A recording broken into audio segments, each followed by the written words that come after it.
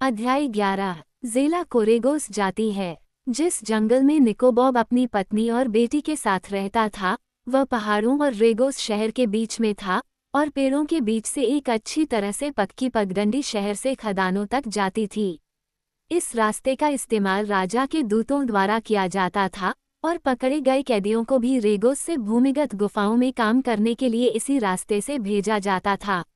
निकोबॉब ने अपना केबिन इस रास्ते से 1 मील से भी ज्यादा दूर बनाया था ताकि उसे राजा गोस के जंगली और अराजक सैनिकों द्वारा परेशान न किया जा सके।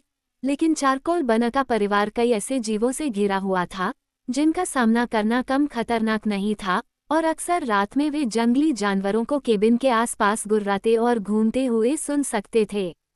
चूंकि निकोबॉब अपने काम से मतलब रखता था और जंगली जानवरों को चोट पहुंचाने के लिए उनका कभी शिकार नहीं करता था, इसलिए जानवर उसे जंगल में रहने वाले प्राकृतिक निवासियों में से एक मानने लगे थे और उसे या उसके परिवार को परेशान नहीं करते थे। फिर भी ज़ेला और उसकी माँ शायद ही कभी घर से दूर जाती थीं, सिवाय कोरेगोस के लिए शहद ले जाने जैसे कामों के, और ऐसे समय में निकोबॉब उन्हें बहुत सावधान रहने की चेतावनी देता था। इसलिए जब ज़ेला अपने हाथों में शहद की 2 बाल्टी लेकर रानी कौ के पास जाने के लिए निकली, तो वह एक खतरनाक साहसिक कार्य कर रही थी और इस बात की कोई निश्चितता नहीं थी कि वह अपने प्यारे माता पिता के पास सुरक्षित वापस लौट आएगी। लेकिन वे गरीब थे और रानी कौ के पैसे, जो उन्हें शहद के लिए मिलने की उम्मीद थी, वे कई चीजें खरीदने में सक्षम होंगे जिनकी उन्हें जरूरत थी। इसलिए ये सबसे अच्छा लगा कि ज़ेला को जाना चाहिए। वह एक बहादुर छोटी लड़की थी और गरीब लोग अक्सर जोखिम उठाने के लिए बाध्य होते हैं ताकि अमीर लोग बच जाएं।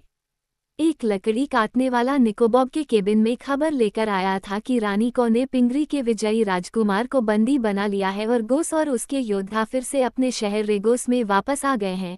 लेकिन ये संघर्ष और विजय ऐसे मामले थे जो दिलचस्प तो थे, लेकिन बेचारे कोयला जलाने वाले या उसके परिवार से संबंधित नहीं थे। वे इस रिपोर्ट से ज्यादा चिंतित थे कि योद्धा पहले से कहीं ज्यादा लापरवाह हो गए हैं और आम लोगों को परेशान करने में उन्हें मजा आता है। इसलिए ज़ेला को कहा गया कि वह जितना हो सके पगडंडी से दूर रहे ताकि उसका सामना राजा के किसी भी सैनिक से न हो। जब योद्धाओं और जंगली जानवरों के बीच चयन करना आवश्यक हो, निकोबॉब ने कहा, तो जानवर अधिक दयालु पाए जाएंगे।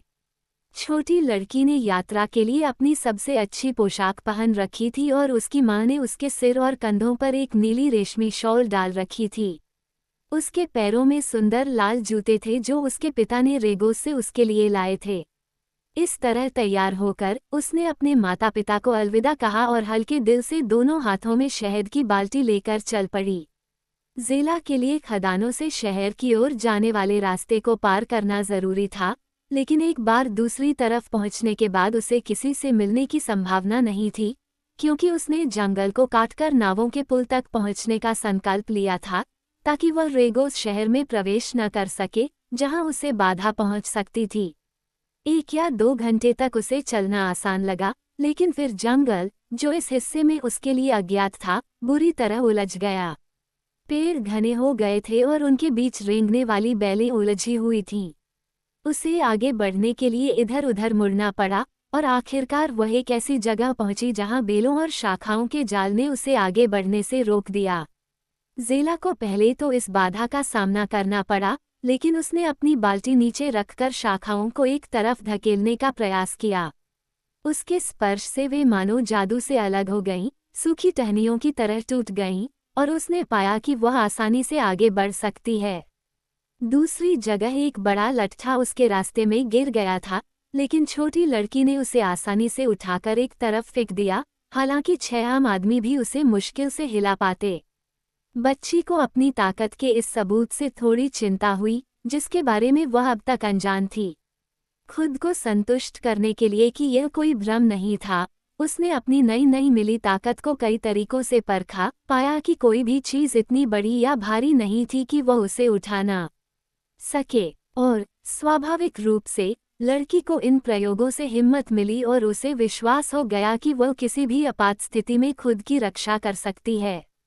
जब कुछ ही देर में एक जंगली सुअर उसकी ओर दौड़ा, भयानक रूप से गुर्राता हुआ और अपने बड़े बड़े दांतों से उसे डराता हुआ, वह भागने के लिए पेड़ पर नहीं चढ़ी, जैसा कि वह ऐसे जीवों से मिलने पर हमेशा करती थी, बल्कि खड़ी रही और सुआ का सामना किया। जब वह काफी करीब आ गया और ज़ेला ने देखा कि वो उसे चोट नहीं पहुंचा सकता, एक तथ्य जिसने जानवर और लड़की दोनों को आश्चर्यचकित कर दिया, वह अचानक नीचे पहुंची और उसे एक कान से पकड़कर उस बड़े जानवर को पेड़ों के बीच दूर फेंक दिया, जहां वह आश्चर्य और भय से पहले से कहीं ज्यादा तेज गुर्राता हुआ जमीन पर गिर गया। लड़की इस घटना पर हंस पड़ी और अपनी बाल्टी उठाकर जंगल में अपनी यात्रा फिर से शुरू कर दी। ये दर्ज नहीं है कि जंगली सुअर ने अपने कारनामे के बारे में दूसरे जानवरों को बताया या वे उसकी हार के गवाह बने, लेकिन यह निश्चित है कि ज़ेला के साथ फिर से छेड़छाड़ नहीं की गई। एक भूरे भालू ने उसे बिना किसी हरकत के गुजरते हुए देखा और एक बड़ा प्यूमा, एक ऐसा जानवर जिससे सभी लोग बहुत डरते हैं, उसके पास आते ही उसके रास्ते से हट गया और पेड़ों के बीच गायब हो गया।